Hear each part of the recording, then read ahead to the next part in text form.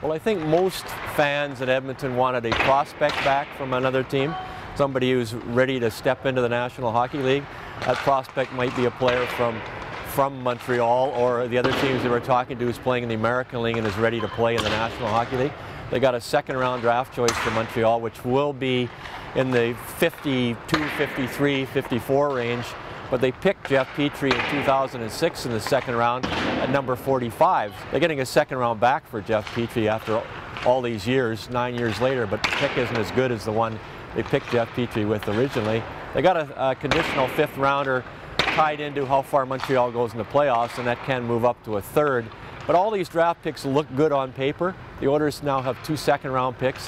They have 2 first-round picks. Only 3 teams with 2 first and 2 second: Arizona, Buffalo, and the Oilers. But the Oilers have to turn those into something, and certainly second-round draft picks take a long time before they make the National Hockey League. And historically, the second-round picks that the Edmonton Oilers have had in the draft, most of them don't make the Oilers. You know, they have very few second-rounders.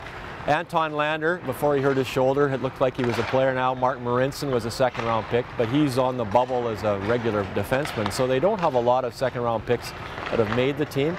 Now, if Craig McTavish turns one of those second-rounders and a first-rounder that he has from Pittsburgh for David Perron into a live body, somebody who's an actual NHL player now to help his team for now, I think that deal makes more sense for the fans, the long-suffering fans, 9 years out of the playoffs. And these draft picks, while as they said that they look good on paper, that's just more years down the road, and the Oilers keep missing the playoffs. So the heat is certainly on the scouting staff if you've got 2 picks in the first round, 2 picks in the second round, and also 2 picks in the third round. That's 6 picks, but you better do well with those picks, because historically some of those picks haven't panned out.